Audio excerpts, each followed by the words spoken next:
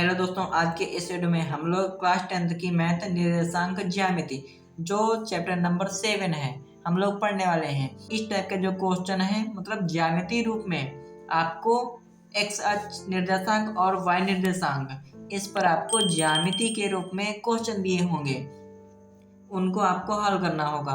दोस्तों चलिए दोस्तों, इसमें हम पहले सूत्र लिख लेते हैं। तो यहाँ दोस्तों जैसे हमको इस प्रकार का कोई भी फिगर दिया है, कोई भी ज्यामिति दी है, इसमें ये पी क्यू टी ये कोई 3 बिंदु दिए हैं। इसमें दोस्तों P बिंदु का निर्देशांक है x1 y1 और Q बिंदु का निर्देशांक है x2 y2। अब दोस्तों P और Q ये दूसरे से कुछ दूरी पर है। दोस्तों यही दूरी हमको निकालनी है, तो P और Q के बीच की दूरी कैसे निकालेंगे, तो इसी का फार्मूला हम लिख लेते हैं। P और Q के बीच की दूरी ये दोस्तों हमको निकालनी है, तो हम ऐसे पी क्यू भी लिखते हैं। पी क्यू बराबर, क्योंकि हमको पी और क्यू के बीच की दूरी निकालनी है, x2 माइनस x1 करेंगे, x2 माइनस x1 का होल स्क्वायर प्लस इसी प्रकार से y वाला y2 माइनस y1 का होल स्क्वायर। ये यहाँ से दोस्तों हमारी जो है पी क्यू के बीच की दूरी आ जाएगी। दोस्तों इस फार्मूले से हम P और Q के बीच की दूरी निकाल सकते हैं, या यहाँ पर कोई भी बिंदु दिए हो, PQ हो चाहे AB हो चाहे CD हो, उसकी हम दूरी निकाल सकते हैं। मतलब दूरी निकालने के लिए आपको 2 निर्देशांकों की जरूरत पड़ेगी। तो चलिए दोस्तों एक्सरसाइज 7.1 के क्वेश्चन भी हल कर लेते हैं। तो यहाँ दोस्तों हमको क्वेश्चन दिया है 2,3, दूसरा निर्देशांक दिया है 4,1। हमको इन दोनों निर्देशांकों के बीच की दूरी बतानी है। दोस्तों ये पहला निर्देशांक है और ये दूसरा निर्देशांक है, तो हम इसको पहले को x1 y1 मान लेंगे और दूसरे को x2 और y2 मान लेंगे। तो दोस्तों पहला वाला जो है उसको हम x मानते हैं और उसी निर्देशांक में जो दूसरा अंक दिया होता है उसको हम y मानते हैं। ठीक दोस्तों, तो पहला निर्देशांक ये है तो x1 y1, दूसरा निर्देशांक ये है तो x2 y2 हो जाएगा। अब हम इनके बीच की दूरी निकालनी है, तो हम दोस्तों इसको P मान लेंगे, इसको Q मान लेंगे, क्योंकि 2 निर्देशांक दिए हैं, तो इसको हम P मान लेंगे, इसको Q मान लेंगे। तो यहाँ लिखेंगे P Q के बीच की दूरी अंडर रूट। अब यही हम फार्मूला लगा देंगे। पहले फार्मूला लिख लेते हैं जिससे हमको फार्मूला भी याद हो जाएगा। x2 माइनस x1 का x square, y2 minus y1 का होल स्क्वायर, ये हमने लिख लिया। अब दोस्तों इसमें हम इसको रख देंगे x2 माइनस x1। x2 वर्ग की जगह पर 4 है, x1 की जगह पर 2 है, तो 4 माइनस 2 का स्क्वायर प्लस y2 की जगह पर 1 है तो हम 1 लिखेंगे, माइनस y1 की जगह पर 3 है तो हम 3 लिखेंगे, होल स्क्वायर लगा देंगे। अब दोस्तों इसको हम हल कर देंगे, हमारा आंसर आ जाएगा।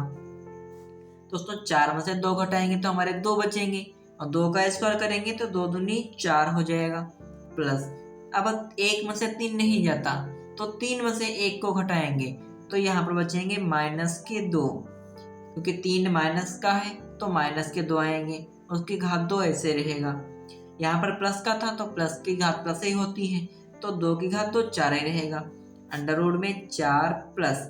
अब देखिए दोस्तों माइनस की घात सम है, तो -2 की -2 से गुणा करेंगे तो 4 आएगा, वो भी प्लस का, तो ये 4 आ गया। अब 4 4 को जोड़ेंगे 8 हो जाएंगे, अंडर रूट अभी नहीं हटेगा।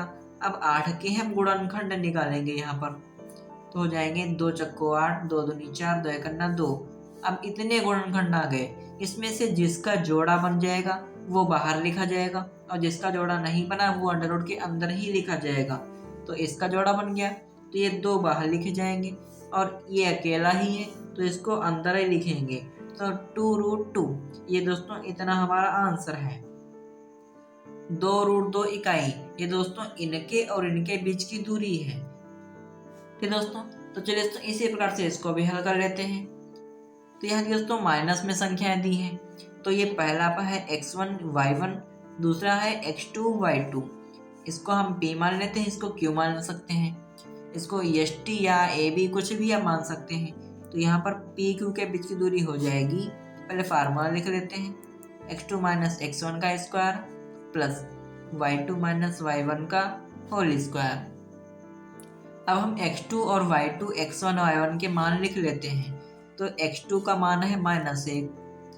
अब फार्मूले में भी माइनस होता है ये वाला, x1 की जगह पर -5 रखेंगे। अब देखिए दोस्तों माइनस ये वाला, अब ये भी माइनस का है, तो माइनस माइनस दो जगह होते हैं तो वो प्लस का बन जाता है। तो दोस्तों ये भी माइनस का और ये भी माइनस का, तो प्लस का बन जाएगा। हमने प्लस का बना दिया और ये वाला प्लस का ये। y2 का मान दिया है 3 माइनस, और y1 का मान दिया है 7 होल स्क्वायर। ये हमने लिख लिया। अब 5 में से 1 घट जाएगा, तो 5 में से 1 जाएगा, बचेगा 4, 4 की घात 2। इधर 3 में से 7 नहीं जाता, तो 7 में से 3 को घटाएंगे तो बचेंगे -4, क्योंकि माइनस का 7 ज़्यादा है तो -4 बचेंगे। अब हम इसको होल स्क्वायर खोल देंगे। 4 का स्क्वायर होता है 4 चक्कू 16, इधर 4 चक्कू 16, क्योंकि ये माइनस का है और घात सम है तो प्लस का बन जाएगा। 16 16 हो जाएगा 32। अब 32 के हम इधर गुणनखंड निकाल देंगे, तो 2 एकन 2, 2 छंग 12, 2 अठी 16, 2 चक्कू 8, 2 दूनी 4, 2 एकन्ना 2। तो देखिए दोस्तों इतने गुणनखंड आ गए। इसमें से जिसका जोड़ा बन जाएगा वो बाहर आ जाएगा, जिसका नहीं बना वो अंदर ही रहेगा। तो इसका जोड़ा बन गया, इसका जोड़ा बन गया, तो इसमें से 2 2, 2 दूनी 4, 4 बाहर आ जाएगा, और इसका नहीं बना तो ये अंदर ही रहेगा। तो 4√2 इकाई, यही दोस्तों हमारा आंसर है। यही PQ के बीच की दूरी है। ठीक दोस्तों, तो इस प्रकार से हम दो निर्देशांकों के बीच की दूरी निकालते हैं। दोस्तों तीसरा क्वेश्चन बचा है, चलिए वो भी कर लेते हैं। तो देखिए दोस्तों हमारा तीसरा क्वेश्चन दिया है a, b -a, -b, इन दो निर्देशांक हमारे दिए हैं। तो पहला होता है x1 y1, दूसरे का होता है x2 y2, ये दो निर्देशांक होते हैं। अब हमको इनके बीच की दूरी निकालनी है, तो इसको हम a मान लेते हैं, या इसको हम p मान लेते हैं, इसको हम q मान सकते हैं। दोस्तों इसको हमने p मान लिया और दूसरे निर्देशांक को हमने q मान लिया। अब हमको p और q के बीच की दूरी निकालनी है। दोस्तों क्या फार्मूला होता है, x2 - x1 ये होता है। तो हम पहले x2 की वैल्यू लिखेंगे। x2 कितना दिया है -a लिखेंगे। x2 - x1 दिया है a, तो हम a लिखेंगे, स्क्वायर लगाएंगे, प्लस y2 के मान दिया है माइनस का b, फार्मूला में माइनस होता है, और ये b, तो -b और -b, y1 का भी मान b है होल स्क्वायर। अब इसको हम जोड़ देंगे, a में a जोड़ेंगे हो, अब हम इसको जोड़ देंगे, a में a जोड़ेंगे हो जाएंगे 2a, माइनस के तो -2a हो जाएगा, प्लस इधर भी माइनस के है, माइनस का 2b हो जाएगा। अब हम इसके स्क्वायर खोल देंगे, तो स्क्वायर खोलेंगे तो 2 का 4 हो जाएगा, 2 दूनी 4, a का हो जाएगा a स्क्वायर, ऐसे इधर भी हो जाएगा, 2 का हो जाएगा 4, b का हो जाएगा b स्क्वायर। अब इसमें से हम कॉमन ले लेंगे, क्योंकि ये जुड़ेंगे नहीं, ये a स्क्वायर ये b स्क्वायर तो नहीं जुड़ेगा।